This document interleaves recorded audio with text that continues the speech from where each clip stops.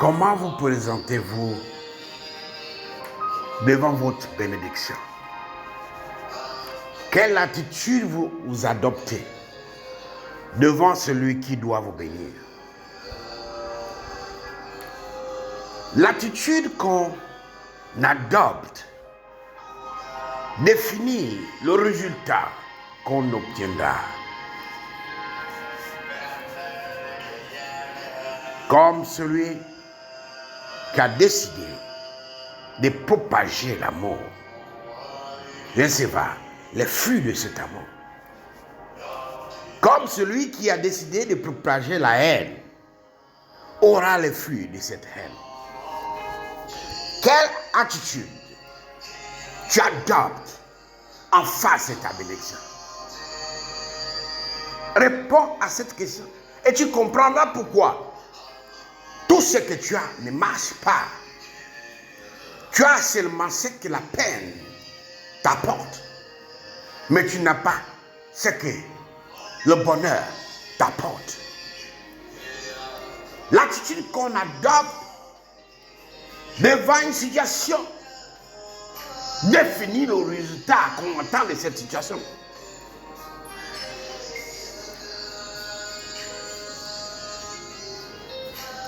Au moment où nous avons décidé de nous tourner de notre tradition, nous avons aussi décidé de nous tourner et de nous éloigner de notre bénédiction. Aujourd'hui, les gens cherchent à être riches que d'être prospères. La prospérité vient de celui qui a créé la terre. C'est de la terre la prospérité viendra. Mais quelle est ton attitude? Ce n'est pas toutes les choses qu'on vous enseigne. Il y a des choses que vous devez comprendre de vous-même. Parce que la tradition nous enseigne cela. Quand vous regardez la Torah, dans Shemo 34, verset 20, Shemo c'est Exode. Pour les esclaves. Pour les esclaves, Exode 34, verset 20. Parce qu'on ne peut pas traduire un an. Je dis bien, on ne peut pas traduire un an. On ne peut pas traduire Shemo à Exode. On ne peut pas traduire Melchizedek en prince de paix, prince de justice. C'est sa signification, mais pas sa traduction. Bref, Shemo 34, verset 20. Vous voyez, c'est écrit, vous ne viendrez pas à mon sanctuaire les mains vides. Je dis bien les mains vides. Et quand vous voyez, Devarim 16, verset 16, pour les esclaves, Deutéronome 16, verset 16,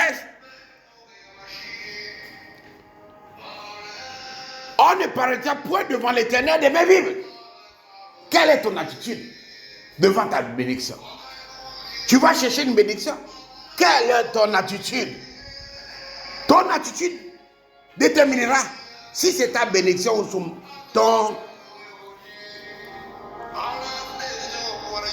ta malédiction. L'humilité précède la gloire. Dans l'humilité, tu obtiendras la gloire. Je le dis. Ceux qui se disent qu'on ne peut pas, ne te laisse pas marcher sur les pieds par n'importe qui. Ils font fausse route. Je dis bien, ils font fausse route. Un homme est toujours honoré, même quand il est humilié. Lisez l'affaire de Melech David.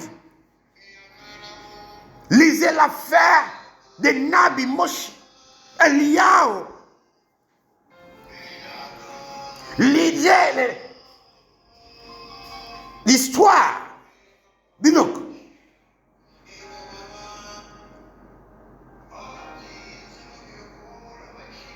comment tu peux désobéir des lois et ne pas faire face aux conséquences de cette loi? Humainement, quand tu vas contre les lois établies par les sages, tu vas en prison. Mais comment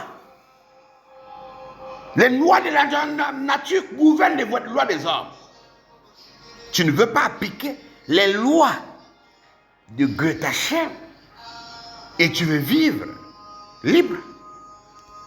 Beaucoup d'entre nous que vous voyez dehors, je vous le dis, ils sont en prison.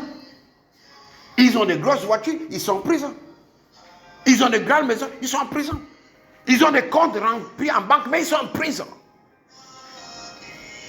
Ils ne dorment pas la nuit. Quelle est ton attitude en face de ta bénédiction? Mais comment? Vous pouvez faire un vœu sans offrande. Au village, on ne pouvait pas aller dans un sanctuaire traditionnel sans l'offrande.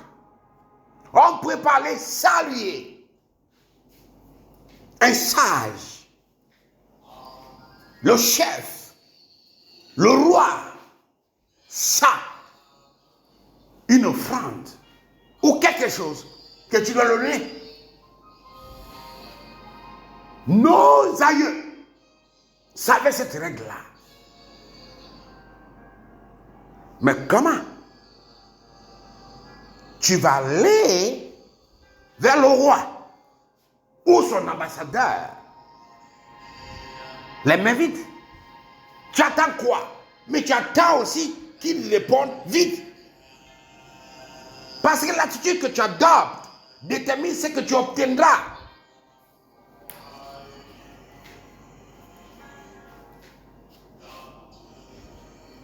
Comment peux-tu faire un vœu sans offrande dans le vœu? Nos aïeux, nos ancêtres savaient cela.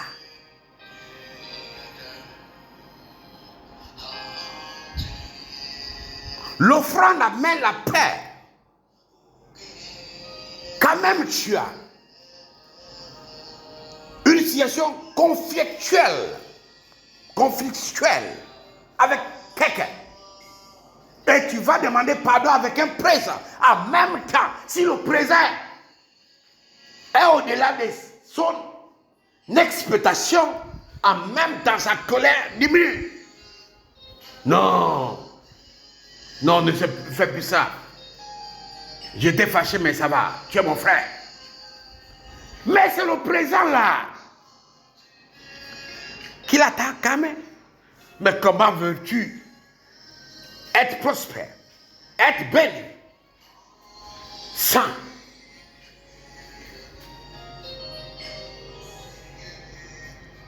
les lois de cette bénédiction? Comment tu peux te présenter devant le Göttingen, les mains vides? Comment? La fois dernière, j'ai dit aux gens de mettre dans le livret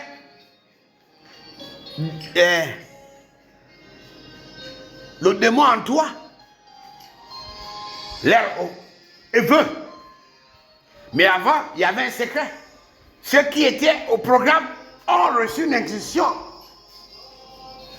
Mais c'est là.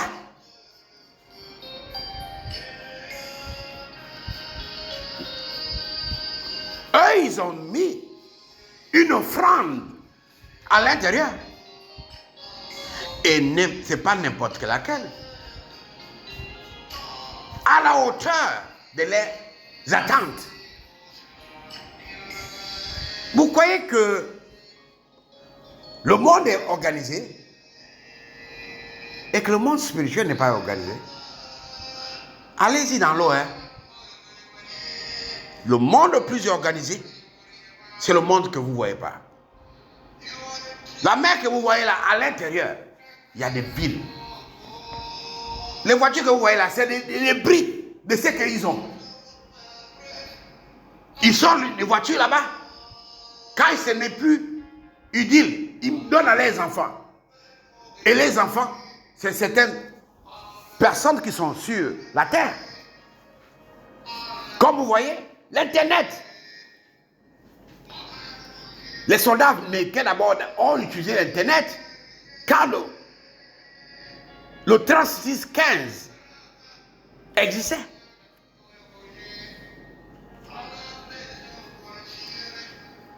À l'époque, ils avaient une technologie qui les permettait de communiquer. Dans le code était ce que je vous dis.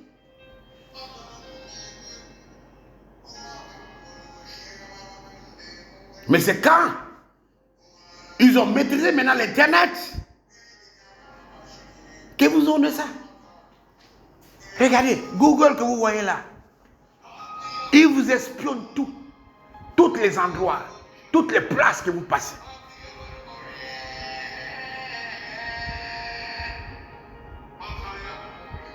Vous n'êtes pas peut-être au courant, mais Google sait tout ce que vous faites.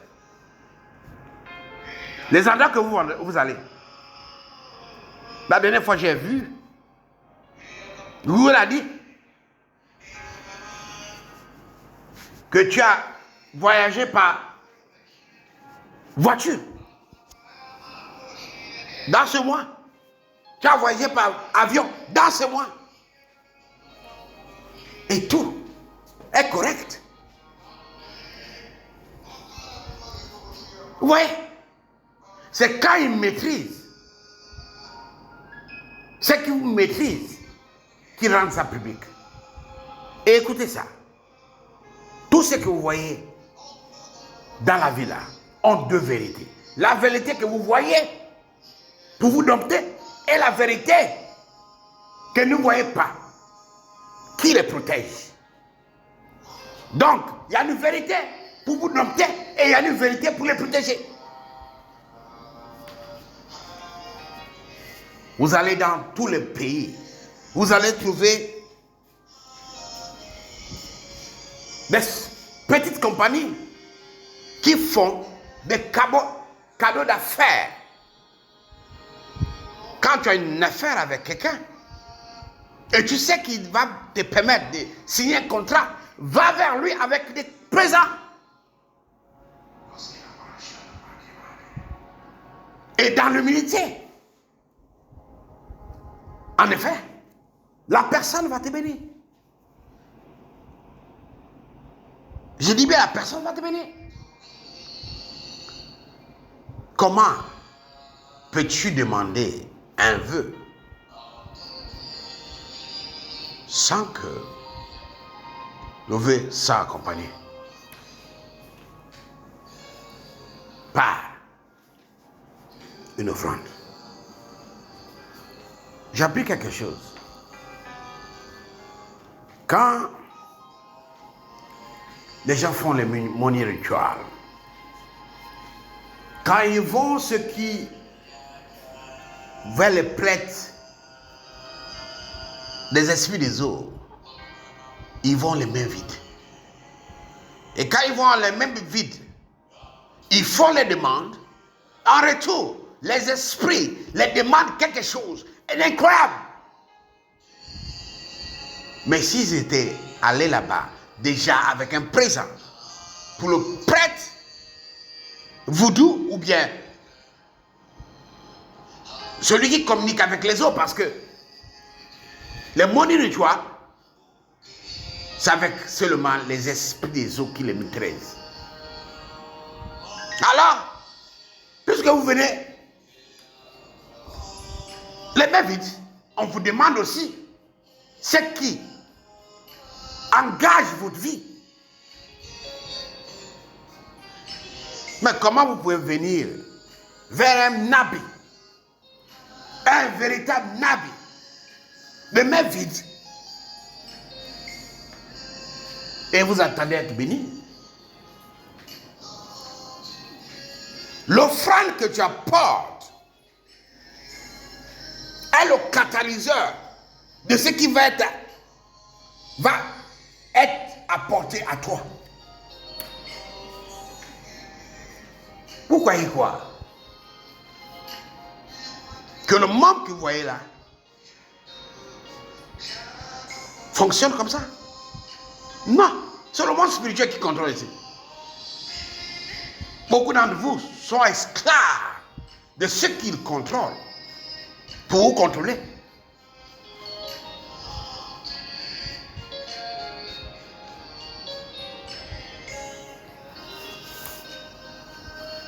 Comment pouvez-vous vous présenter devant votre bénédiction? Les 20 000. Quelqu'un qui cherche des enfants, il va aller voir sa soeur, ta tante, son ami qui a donné l'enfant, les 20 000. Mais tu seras toujours sérieux.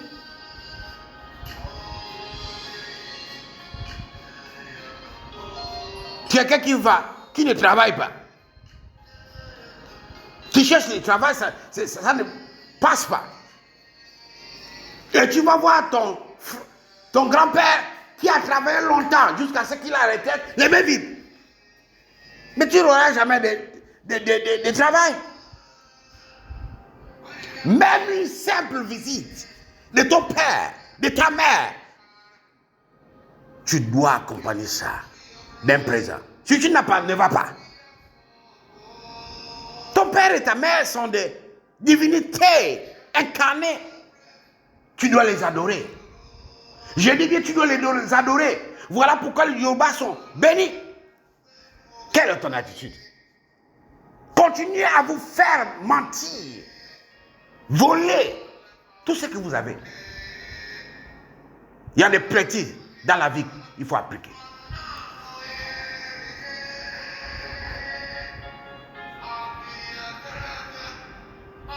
Vous ne pouvez pas. Ce n'est pas la corruption. Ce n'est pas le bribe. Vous croyez que le Goethe Hachem a besoin de ça? Mais c'est ces lois. Il faut l'appliquer. Appliquer ces lois. Et cette loi vous bénit, vous protège, vous garde en bonne santé. Le monde que vous voyez est gouverné par le monde que vous ne voyez pas. Mais les esclaves, les zombies, la descendance de Caïn. Vous pouvez lire Jean 1, verset 1 à 3. C'est le spirituel qui a créé le physique. Vous êtes esclaves des descendants de Caïn. Je dis bien, vous êtes esclaves des descendants de Caïn. Et les descendants de Caïn ont pris tout, contrôle de tout. Ils utilisent même nous-mêmes pour faire du mal à nous-mêmes. Qui a tué Kadhafi?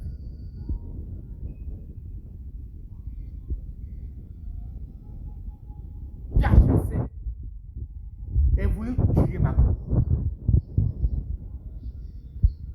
Qui est en train de détruire le Mali? C'est pas eux. Ils utilisent nos frères. De nos frères. Ils utilisent. Savez-vous? Vous savez,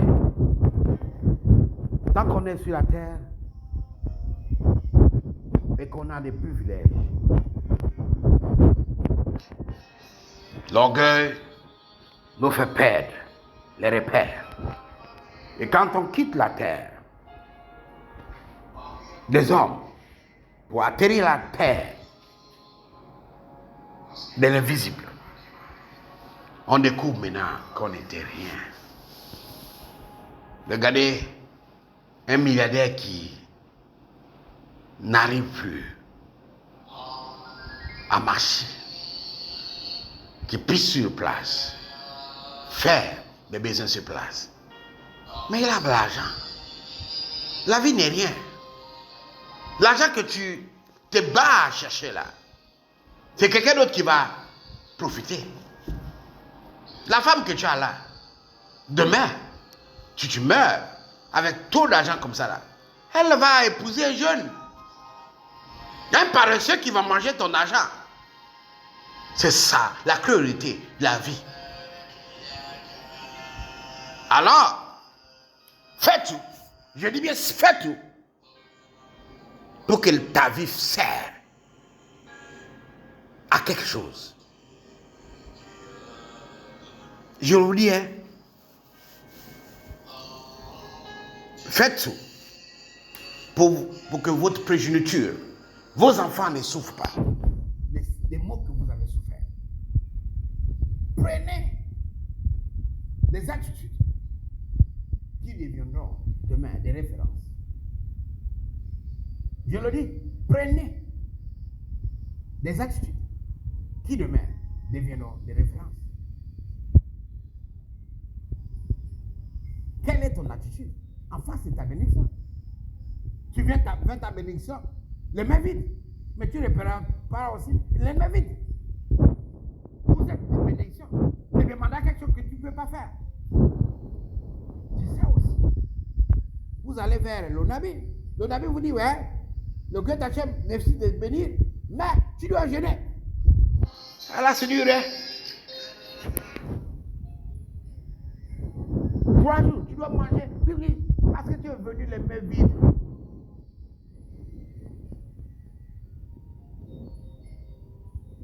On m'a dit ici,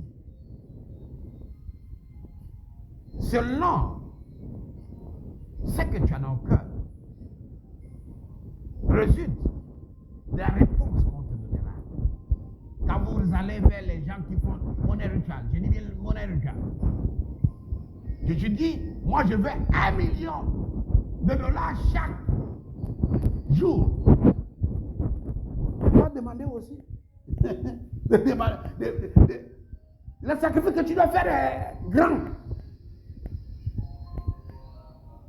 On vous demande de donner 3 bœufs.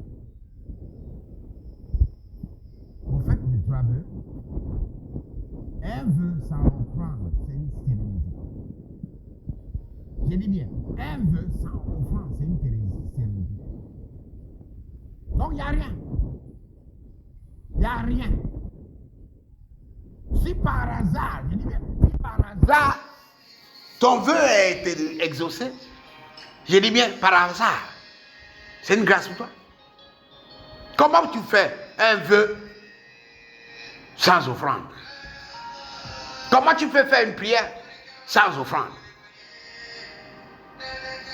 Je prêche en français parce que le Seigneur, le Dieu d'Hachem m'a dit, prêche en français pour qu'ils comprennent. Voilà pourquoi je le fais. Mais tous ceux qui ont rempli des vœux, vous attendez quoi? Un vœu qui n'est pas accompagné d'une offrande est scellé. On vous a enseigné la loi du combat. Mais le démon qui envoie là, vous dira, oh, le gars là a besoin d'argent. Parce que, vous savez, les démons se croient supérieurs. Voilà pourquoi leur descendance se croient supérieurs. Ils pensent qu'ils sont supérieurs à nous. Un conseil, hein? Je vous dis quelque chose.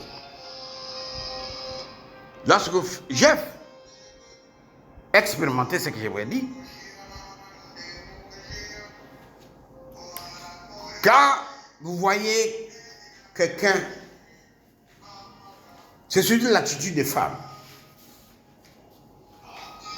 ou des hommes, pour des petites choses qui s'énervent, au point où la personne va vous manquer de respect. Répondez avec l'amour. Elle va vous dire, garde ton pardon pour toi-même. Mais si tu réponds avec l'amour, tu verras, elle se calmera. Parce que tout est humain. Quand une colère excessive, un démon le contrôle. Et quand tu incites le démon, Il veut te montrer qu'il est supérieur à toi. Et c'est ça qui fait que parfois, vous allez vous mettre à gifler la personne et à caresser la personne et après regretter. Moi, par exemple, quand une personne a un démon en elle, en même temps, je deviens très nerveux. Je sais que le démon en elle. Mais je ne suis pas nerveux envers la personne, mais envers celui qui est dans la personne. En même temps, je suis nerveux. Je vous dis. Et en ce temps, je suis très nerveux et très sur la défensive. Je n'ai pas envie de parler. Vous voyez, les gens qui tuent là, ils ne le tuent pas pour rien. Ils ont quelque chose en eux qui chosifie l'humain. S'il vous plaît, l'attitude que tu adoptes déterminera l'altitude que tu vas franchir. Ne vous présentez jamais devant votre bénédiction les mains vides. Jamais. Je le dis, jamais. Jamais.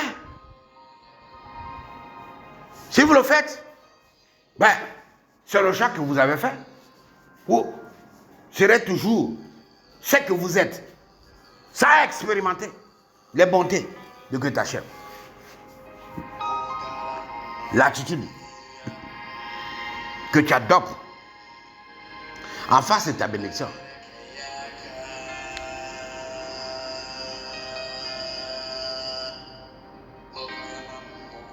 te déterminera l'altitude que tu dois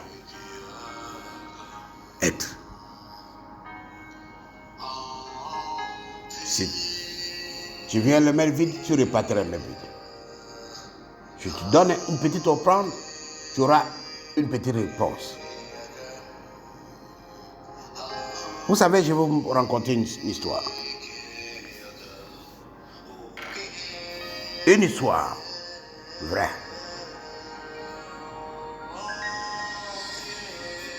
Une personne avait offensé son père et sa mère. Très offensé. Et il allait demander pardon à son père. Le père a accepté parce que c'est son fils. Mais à l'intérieur de lui, il avait la colère avec son fils. La mère a ouvert les mains. Mais le père avait la colère. Quand le fils est reparti en ville, il a vu un chef traditionnel. Je suis allé demander pardon à mes parents et ils ont accepté. Le sage l'a regardé. Il dit, la colère de nos vieux, c'est dans le ventre, non pas là, dans le visage. Va, répare. Vers ton père. Et offre-lui un présent pour le calmer. Quand il est sorti, comme quand tu as un peu d'argent, les sages là, tu t'en fous. Il est reparti, il n'est pas allé. Et comme, quand il est venu c'est ton père, il a établi un poste spirituel.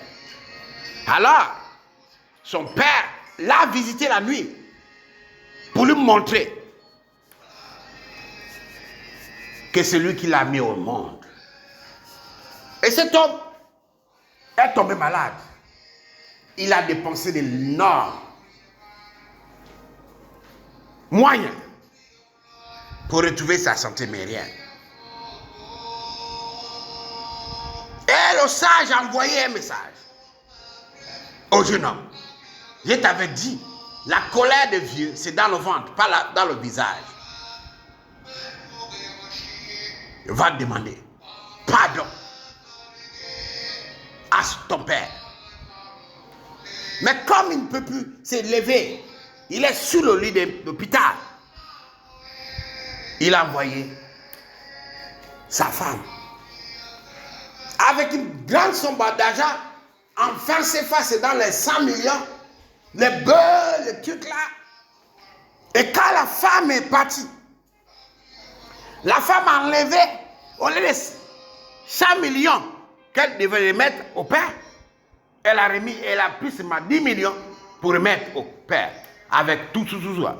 Donc 90, elle a caché parce qu'elle se disait que son mari va mourir. Alors, elle a offert le présent. Tellement le père était content. Le père est seulement allé derrière la maison. Je vous dis bien. C'est ça, le pouvoir de l'Afrique. Si tu l'utilises mauvais, il détruit vite. Si tu l'utilises bien, il fait du bien aussi vite. Il allait derrière. En même temps, je vous dis, c'est une histoire vraie. 1 heure après, le monsieur à l'hôpital était en bonne santé. Il a commencé à marcher. Mais, curieusement, le père était content. Mais la maladie du mari s'est transportée sur la femme. Parce que la femme avait volé l'offrande que le fils a fait pour son père. C'est l'histoire dont même les Écritures parlent. Comment la lèpre a quitté le général pour le serviteur du Nabi. Mais puisque ce qu'on te donne pour faire de l'offrande, tu le voles, mais tu as les malédictions de celui qui tu as volé. Et la femme est morte. Cette histoire est réelle. Vous voyez? L'attitude que tu adoptes, pourquoi elle a volé?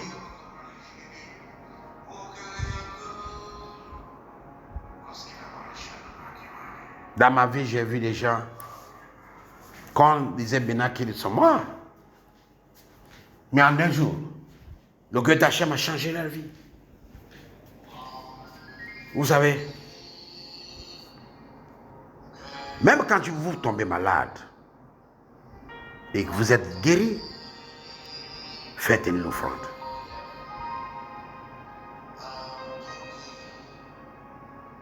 Faites vraiment une offrande de remerciement. Quelle est l'attitude que tu adoptes devant ta bénédiction? Quelle est l'attitude que tu adoptes devant ta bénédiction? Elle déterminera l'attitude que tu dois. L'altitude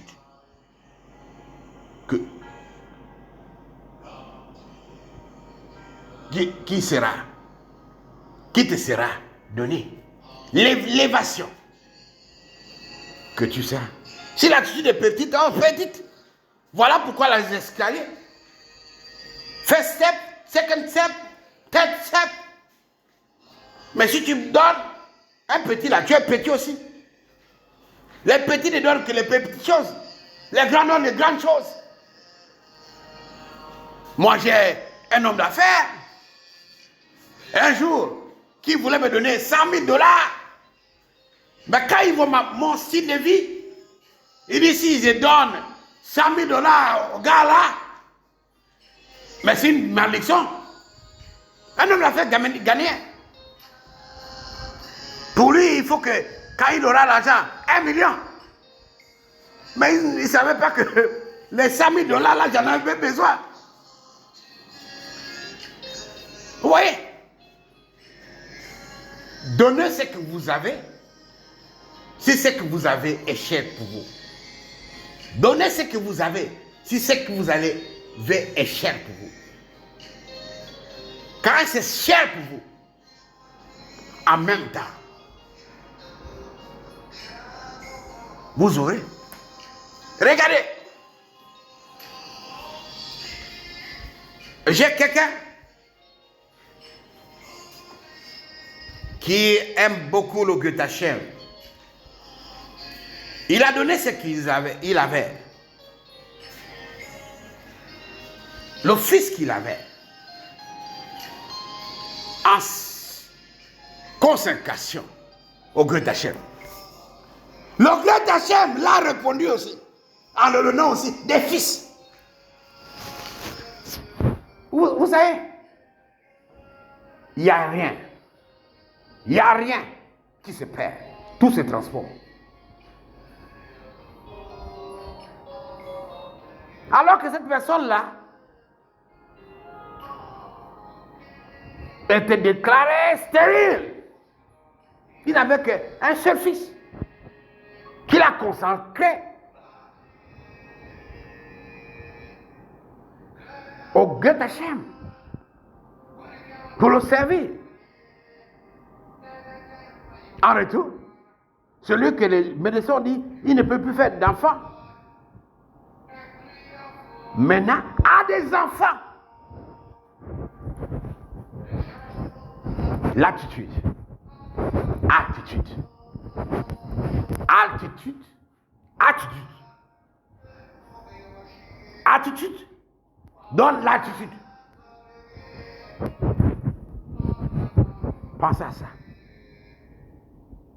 Un vœu sans offrande est stérile.